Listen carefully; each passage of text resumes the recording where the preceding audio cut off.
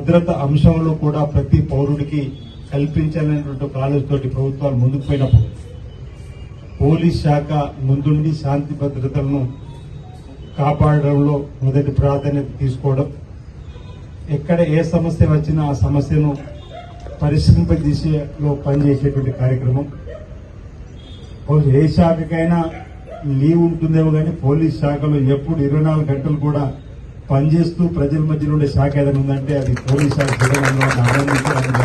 లేదు ఒక్కొక్క CC camera వారు అన్నట్టుగా 100 మందితో సమానం అనొచ్చు, 1000 మందితో కూడా సమానం అనొచ్చు.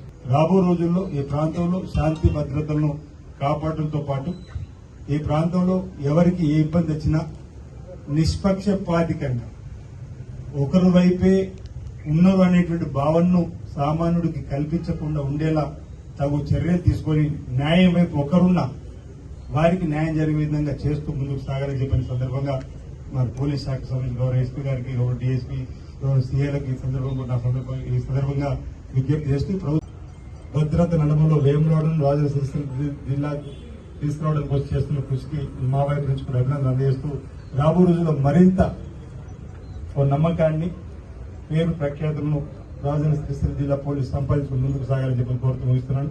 అందరికీ నమస్కారం.